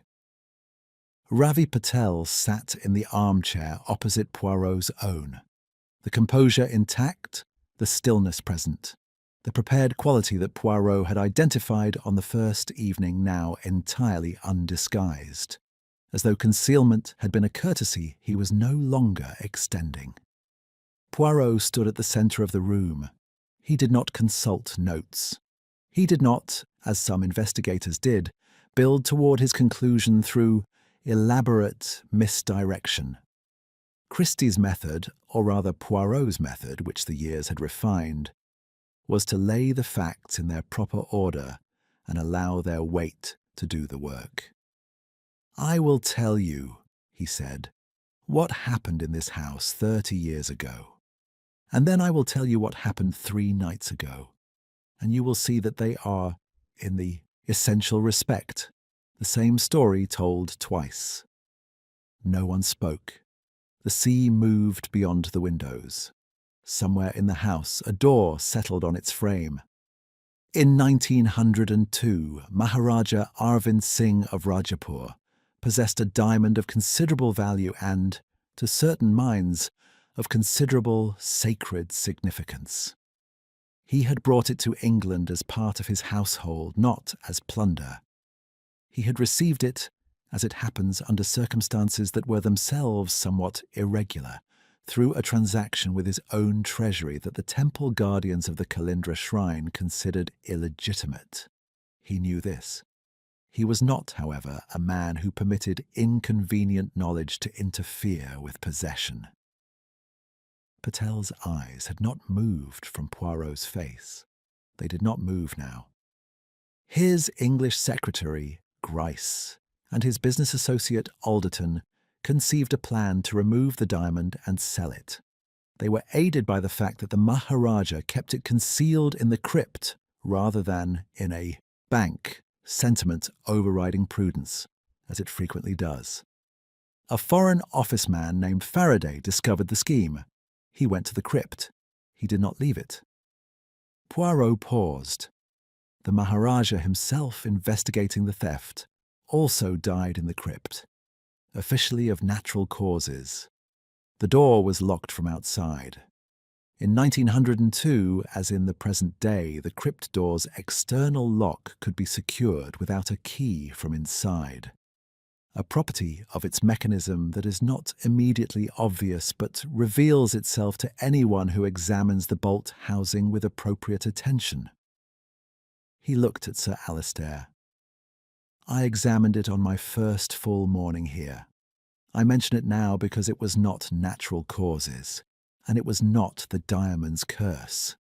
It was the same hand that had managed Faraday, and the diamond, rather than leaving the estate, was hidden in the crypt wall by the Maharaja before he died.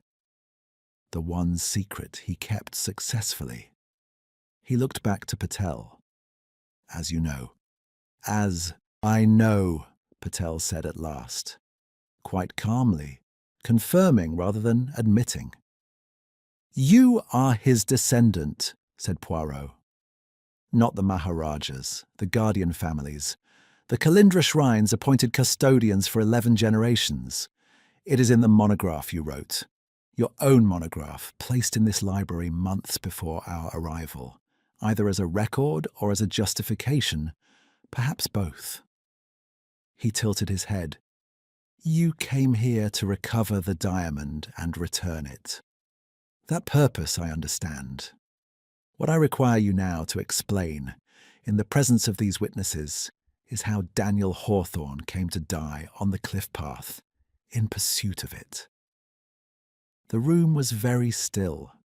Patel looked at Poirot for a long moment, not with the expression of a man cornered. but with the expression of a man who has reached the point he had privately known was coming and had decided in the interval how he intended to meet it. "He followed me," Patel said, "to the cliff path that night." His voice was even. "What happened there was not what I intended." A pause of genuine weight.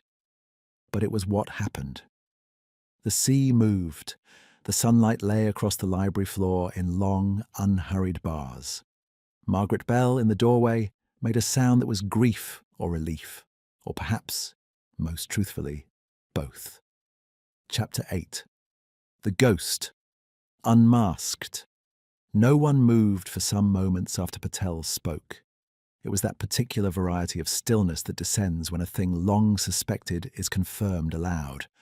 Not shock precisely, but the adjustment required when the architecture of a room is revealed to have been built on a different foundation than one believed. Sir Alistair stood with one hand on the mantelpiece and looked at Patel with an expression Poirot could not quite name. It was not rage. It was the look of a man discovering that his grief has more rooms in it than he had anticipated. Lucy sat with her eyes on the table. Margaret Bell had pressed one hand over her mouth and remained very still, as though stillness were a form of containment. Poirot allowed the admission to occupy the space it required. Then, with the measured calm of a man who has arrived at the destination he set out for and intends to examine it thoroughly, he said, "Tell me what happened on the cliff path. All of it, in the order that it occurred." Patel looked down at his hands. The first time in 4 days, Poirot reflected, that he had directed his attention downward rather than outward. When he spoke, his voice had lost its prepared quality. What replaced it was not quite rawness, but something adjacent to it. The sound of a man narrating events he has been through several times already, privately, in the long hours since. I had found the passage that week, the entrance in the crypt, the route through the priory ruins. I had not yet located the diamond. I knew from the Maharaja's letters that it was in the crypt wall, but the crypt wall is extensive and the concealment thorough. A pause. That night I intended to search properly. I wound the mechanism in the tower first, to give the household something to attend to. That was not me. Then I came through the passage, entered the crypt, and began work on the wall. His hands remained still in his lap. I had been there perhaps 20 minutes, when I heard someone on the cliff path above the outbuilding. I went back through the passage to investigate. Daniel was there. He had followed me from the house. He had seen me cross the back garden and gone after me. "He confronted you," Poirot said. "He confronted me." Patel's voice was even. He knew about the passage, not its precise location, but its existence. He had found a reference in one of the older estate surveys in the library. He had been looking for it that week. When he saw me cross the garden at that hour toward the ruins, he understood. A breath. He was not, as I told you, the man he chose to appear. He was considerably more observant than he admitted, and he had assembled rather more than anyone realized. He threatened to expose you. He said he would go to Sir Alistair at once unless I showed him what I had found in the crypt. He wanted the diamond for himself, not from any claim. He made no pretense of that, simply because it was there and he had found it first, in his estimation. Patel paused. He said that if I was entitled to it by ancestry, so was Sir Alistair by inheritance, and that he proposed to settle the question directly with his cousin and see which argument prevailed. He looked up then, directly at Poirot. I refused. We argued. He moved past me toward the outbuilding entrance, and I caught his arm to stop him. He pulled free and stepped backward on the path. The edge... He stopped, started again, more carefully. The edge gave way in the wet. He lost his footing. I reached for him. I did not reach him in time. The room held this. You did not go to the cliff's edge, Poirot said. You did not call for help. No. Flat. Without embellishment. I stood on the path for some time, and then I made a decision that I have not stopped making since. The decision to go back through the passage and let the night and the storm account for what had happened. He looked at no one in particular. It was wrong. It was also, at that moment, what I did. Sir Alistair moved from the mantelpiece at last. He walked to the window and stood with his back to the room, looking out at the sea. When he spoke, his voice was controlled in the way that implies a considerable effort to make it so. You were my colleague for 3 years. I trusted you with this house, with my family's history, with the organization of this gathering. He did not turn. Was any of it genuine? The scholarship, the friendship, such as it was? Patel was quiet for a moment. That was, Poirot judged, not evasion, but consideration. A man deciding whether to give the comfortable answer or the true one. The scholarship was entirely genuine. My research has been my life's work, independent of any other purpose. He paused. The friendship, I valued it. I value it. That it coexisted with a purpose I concealed does not, to my mind, make it false. Though I understand that to your mind it might. You built a haunting in my house. I built a distraction. I needed time and privacy in the crypt, and I did not have a means to obtain them honestly. The word honestly landed with a dry precision that was almost ironic, and Patel appeared aware of the irony. It was, I recognize, a considerable overcomplication. I am a scholar by temperament. I overprepared. Sir Alistair turned from the window. His face had arrived at something. Not forgiveness, nowhere near it, but a kind of exhausted clarity. The diamond, he said. You believe it is still in the crypt wall. I know it is. I found it the night before last, in the final hour before I returned through the passage. It is behind a removed stone in the north face, third course from the floor, behind the larger of the 2 iron wall rings. He looked at Sir Alistair directly. I left it there, I did not take it. I want that to be clear. Why? Lucy asked. The first word she had spoken since Poirot began. She was looking at Patel with the particular attention of someone who has lost something and is trying to understand the shape of what replaced it. If that was the purpose of all of it, why did you leave it? Patel seemed to find the question fair, because by then Daniel was dead and taking the diamond had acquired a weight I had not calculated when I was only planning to recover it. I needed to think about whether I was still the same man who had begun this, or whether what happened on the cliff path had made me someone else. He looked at his hands again. I have not yet finished thinking about that. Poirot had listened to all of this with the quality of attention that had made him, over 50 years, so consistently inconvenient to those who preferred the truth to remain undisturbed. He had not interrupted. He had not prompted. He had watched the muscles of Patel's face and the movement of Sir Alistair's shoulders, and the particular quality of Lucy's silence and Margaret Bell's hands. Now he spoke. Monsieur Patel, I will tell you what the evidence confirms and what it does not, and you will attend to the distinction carefully. He settled his fingers together. The evidence confirms that you constructed the haunting, that you used the concealed passage, that you were on the cliff path when Daniel Hawthorne died, and that you did not report his death. These are facts that will be presented to the police when the road is cleared, which I expect will occur this afternoon." He paused. "What the evidence does not confirm, what only your account provides and what the police and a jury will weigh according to their own judgment, is whether Daniel's death was the result of an accident on a wet cliff path, or whether it was the result of something more deliberate than you have described."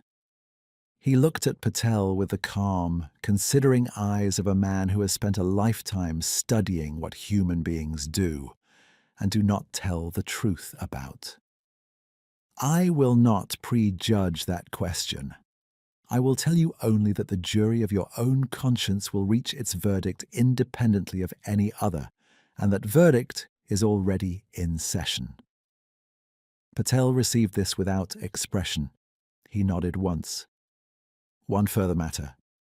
Poirot rose. "The diamond, the Moon of Rajapur. It has been in the wall of that crypt for 30 years, hidden by a man who died for the knowledge of its location. Its legal ownership is, as our friends in the legal profession would say, a matter of some complexity." He glanced at Sir Alistair. "Its moral ownership is perhaps rather clearer, though no less complicated for that." He moved towards the door. "I suggest we retrieve it from the wall before anyone else decides to simplify the question unilaterally." He went to the door. He paused, hand on the frame, in the manner of a man who has just remembered something that has in fact been waiting patiently since the beginning. "There is a detail," he said to the room, "that has occupied a small corner of my thinking since the first evening." He tilted his head. "The bell. Not the mechanism in the tower. I identified that in due course. The other bell. The one I heard on the night of my arrival, before any mechanism had been wound, before the haunting had begun. A single note. Quite clear." He regarded the room pleasantly. "I have a satisfactory explanation for every other sound this house has produced this week. For that one, I confess, the explanation is less immediate." He smiled. A small, precise smile. "Old houses speak too much. It is their principal fault. I shall leave it at that." He went out into the sunlit corridor, and after a moment's collective hesitation, the room rose and followed him, as rooms generally did, to see what he would find next. The stone in the north wall of the crypt came free with a sound like a held breath released.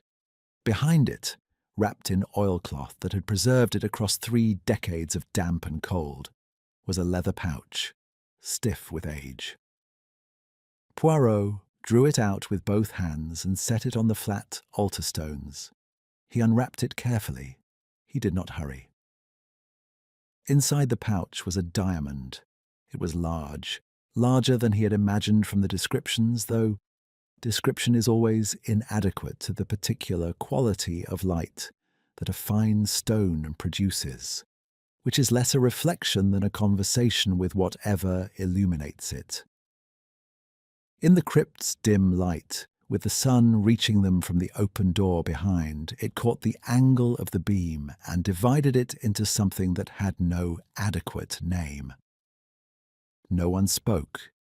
Margaret Bell, who had followed them down and stood now in the doorway, said softly, "There it is, then." She said it with the tone of a woman closing a chapter she has been reading, second-hand, all her life. Poirot wrapped it back in its oilcloth. He held it for a moment. He thought of the Maharaja, who had loved it enough to die protecting its secret, of the guardian family, whose 11 generations of obligation had produced, at last, this man standing at the other side of the altar stones, watching, of Daniel Hawthorne, who had wanted it for no reason more complex than the wanting. He set it down on the stone between himself and Patel. "It is not going anywhere today," he said. "It has waited 30 years. It can wait a little longer for those who must decide its future. He looked at Sir Alistair. I would suggest the police be consulted on that matter, along with the others. They frequently find it clarifying to have something concrete to discuss. He turned and walked back towards the passage entrance and the stairs and the daylight above. Behind him, he heard the others moving, the sound of feet on old stone, the soft weight of people carrying more than they had arrived with.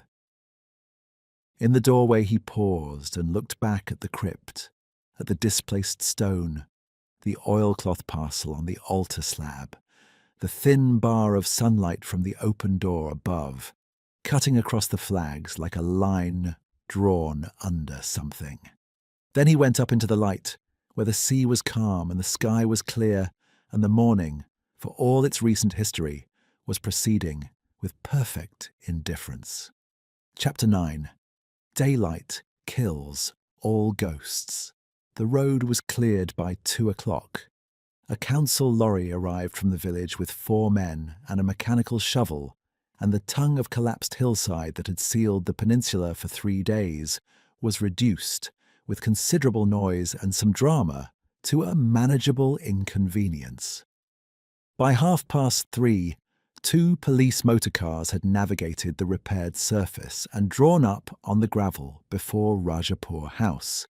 Their arrival watched from the upstairs windows by most of the household and from the front step by Poirot alone, who had spent the intervening hours writing in his small and scrupulously neat hand a comprehensive account of the week's events for the benefit of whoever arrived. He had written it in the sunlit drawing room with a cup of tea at his right hand. Adequately hot on this occasion, Margaret Bell having apparently decided that the resolution of a murder investigation entitled her guests to fresh, boiling water. He had written without consulting his notes because he had no notes.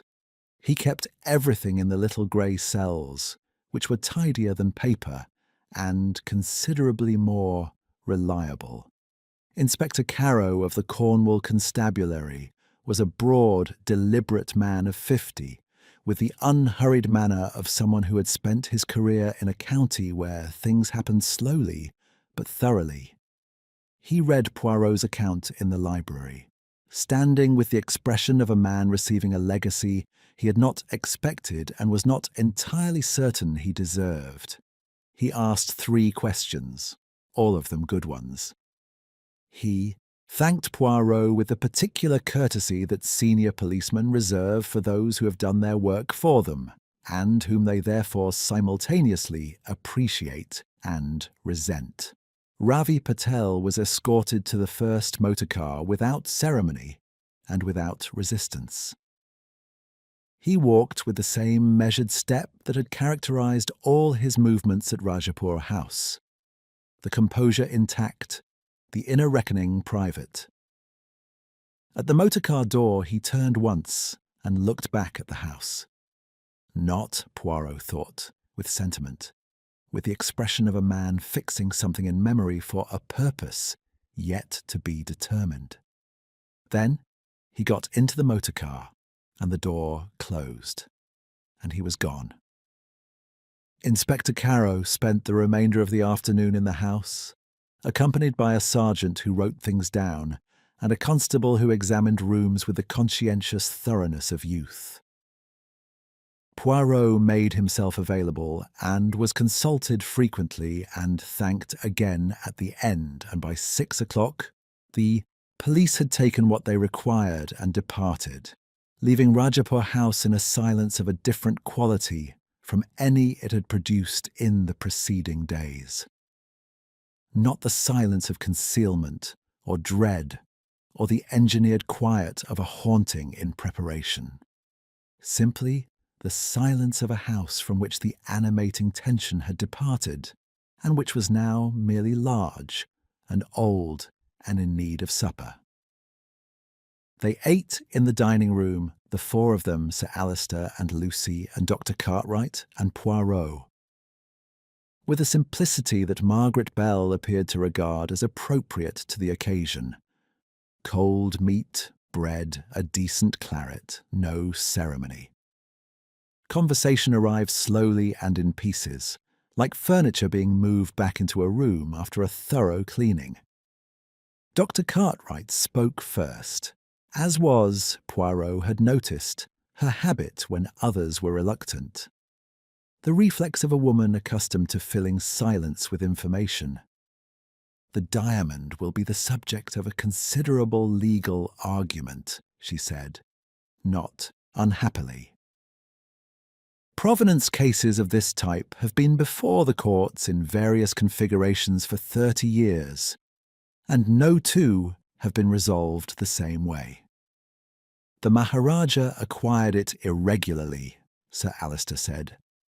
"Alderton's family profited from its concealment. My family inherited the estate and everything that went with it, including, apparently, the sins of its prior management." He turned his glass in his hand. "I am not certain I have a legitimate claim to it at all." "Monsieur Patel's family has maintained a claim for 11 generations," Poirot observed. "That is a considerable durability of purpose." He paused. "Whether the law will recognize it is, as Dr. Cartwright says, another matter. The law and justice are, on occasion, acquainted. They are not invariably the same person." "What do you think should happen to it?" Lucy asked him. She asked it directly, with the straightforwardness of someone who has been through enough in the past 4 days to dispense with conversational etiquette. Poirot considered this with genuine attention rather than diplomatic deflection. "I think," he said at last, "that an object removed from a sacred context by a series of transactions, each of which was, in its own way, illegitimate, belongs most honestly to the context from which it came. But I am not a judge, and temples are complicated institutions, and the Kalindra shrine may itself have a history that bears examination." He allowed a small pause. "What I think with more confidence is that the decision should be made by people without a personal interest in the outcome, which rather excludes everyone in this room." Sir Alistair produced a sound that was not quite a laugh, but occupied the same location. "That is either very wise or very evasive." "With Poirot," said Poirot, with a composure that was itself a form of amusement, "it is generally both." He went, after dinner, to find Margaret Bell. She was in the kitchen, which was her parliament and her sanctuary, performing the washing up with the rhythmic efficiency of long habit. She knew he was there. She always knew when someone entered her kitchen, but she did not turn. He sat at the table and waited until she was ready. When she did turn, drying her hands on her apron, her face had about it the settled quality of a woman who has put something down after a long carrying. Not peace, precisely. Completion. "You knew," Poirot said quietly. Not an accusation, an observation, gently offered. She looked at him for a moment. "I suspected." "From when?" "From the first evening he arrived. Something in the way he looked at the house." She folded the towel with great precision, which Poirot recognized as her version of collecting herself. "My grandmother described the man she saw in the crypt in 1902. The figure at the far end. She said it stood like a man waiting, not like a man afraid, and that in all the years after, that was the detail that stayed with her, not that it vanished, that it had been so terribly patient." She set the towel on the rail. "Monsieur Patel stood like that, from the first evening, patient in the way of someone who has been waiting much longer than a week." "You said nothing." "I had nothing to say. I had a feeling, which is not the same thing." She paused. "I also thought, And this is perhaps not to my credit, that if the diamond was here and he had come for it and was entitled to it, then perhaps the right outcome and the legal outcome were not so far apart as they might have been, and it was not my business to interfere before I understood which was which. She met his eyes without apology. I am 71 years old, Monsieur Poirot.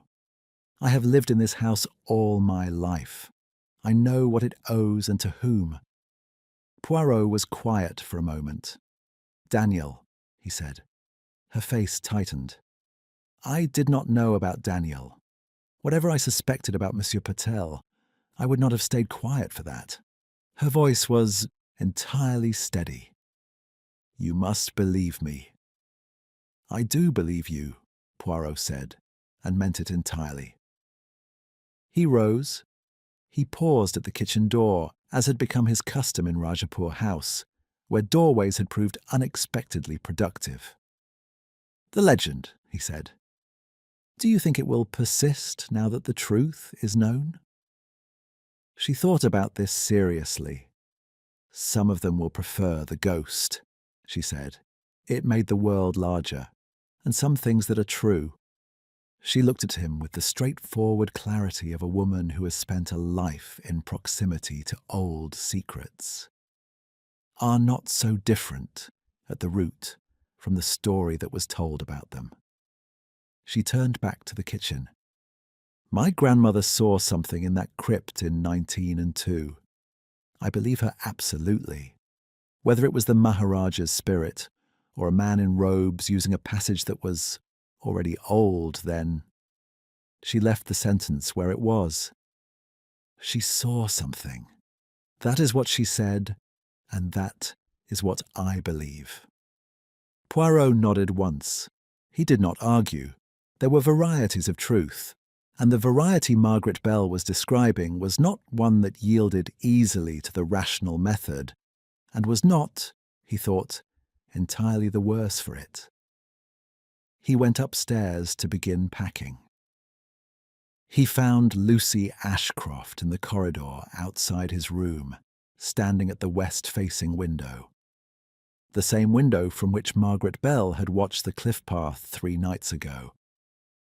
She was not watching the path now. She was looking at the sea, which had settled, in the aftermath of the storm, into a deep and luminous grey, the surface moving in long, slow swells like breathing. He told me something, she said, without preamble and without turning. Daniel, before we came down. Something else, beyond what I told you. Poirot waited. He said that whatever he found out about someone in this house, he wasn't entirely sure it was wrong. What they were doing. She paused. He said he thought the diamond probably should go back, and that, if it were anyone other than him, he might leave them to it. She was quiet for a moment. And then he went after it anyway, because he was Daniel, and the wanting was stronger than the thinking. She turned from the window, and her face was clear, not healed, not reconciled, but the face of a person who has looked at something directly and decided to carry it honestly. I just wanted someone to know that. I know it, Poirot said, and I think it matters. He considered. It matters because it tells us something true about him, and the true things about the dead are worth preserving, more so when those people were complicated, which Daniel clearly was. She nodded once and went past him down the corridor. Poirot watched her go. Then he opened his room, retrieved his cases, and began the precise, ordered work of packing. Each item returned to its proper place. Each surface left as he had found it, or rather, as he would have wished to find it, which amounted in his case to the same thing. Outside, the sea continued its ancient, indifferent work on the cliffs below. The sun was setting now, the light going gold and horizontal across the headland, and Rajapur House received it as it received everything, without comment, without preference, with the monumental patience of a building that has outlasted every human drama conducted within its walls, and expects, without vanity, to outlast a good many more. Chapter 10, Morning. He left Rajapur House on a Thursday morning in excellent weather and a motor car that arrived exactly when promised, which he regarded as a hopeful omen for the journey ahead. Sir Alistair saw him off at the door with the courtesy of a man who has been through a great deal in a short time and is not yet entirely certain how to measure it. He shook Poirot's hand with both of his, which was more warmth than his manner generally admitted to, and said that he was in Poirot's debt, a statement Poirot received with a small, precise nod that neither inflated nor dismissed it. "What will you do with the house?" Poirot asked. It was a practical question, but it was also something else. The question one asks of a place that has revealed itself to be more layered than its exterior suggested, and to which one has consequently formed an unexpected attachment of the complicated sort. Sir Alistair looked up at the facade, the dark salt-stained stone, the narrow windows, the old tower rising behind the west wing against a sky of uncomplicated blue. "Stay in it, I think," he said after a moment. "It seemed until this week a straightforward inheritance. It turns out to be rather more. I should like to understand it properly before I decide what to do with it." He paused. Daniel deserved better than he got here, in several respects. I should like the house to mean something better than it currently does. "That," said Poirot, "is a worthy ambition." He retrieved his hat from the stand. At the precise angle he had placed it upon arrival, he was gratified to note, and settled it. "The diamond. You have had further thoughts?" "Inspector Carow has taken it into custody pending the legal process, which will, as Dr. Cartwright predicted, be extensive." Sir Alistair's expression moved through something complicated and arrived at a cautious resolution. "I intend to write to the relevant authorities in India. My own solicitors recommend against it. I find I am not especially interested in my solicitor's recommendation on this particular matter." Poirot permitted himself a small, warm smile, the real one, not the diplomatic variety. "Bon," he said simply. He got into the motor car. He did not look back at the house as they drove away, because he had found over the years that departures were best executed cleanly. The looking back could be done from a sufficient distance, in the appropriate mental posture, without the distraction of the actual thing looming in the rear window. He looked back at the house as they reached the first bend in the moor road. It stood on its cliff in the morning light, solid, particular, entirely itself. The sea below was a deep and moving blue. The tower rose above the priory ruins with the patient indifference of old stone that has outlasted every purpose it was built for and continues to stand on grounds that are essentially habitual. A door was visible in the west wing, open to the morning air.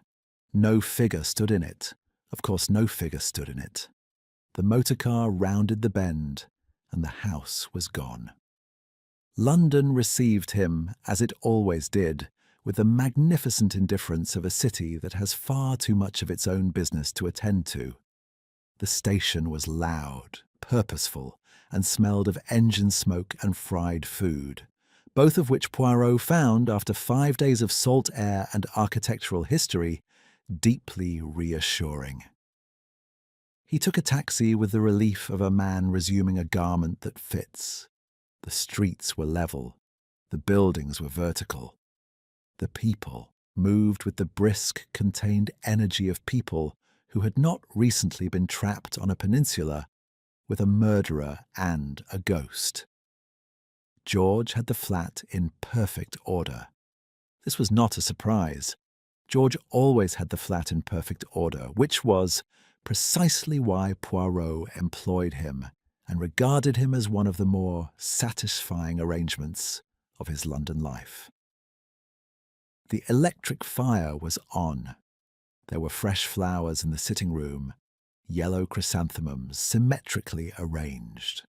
The post had been sorted, and on the side table, covered with a cloth to retain heat, was a tisane of the specific composition that Poirot required when returning from cases that had been, in the particular sense that only Poirot's cases achieved, fatiguing in ways that had nothing to do with physical exertion. "Welcome home, sir," said George, taking his coat with the economical grace of a man who has reduced helpfulness to an art form. "I trust the journey was satisfactory." "The journey," said Poirot, sitting in his chair and accepting the tisane, "was a considerable improvement on the week that preceded it."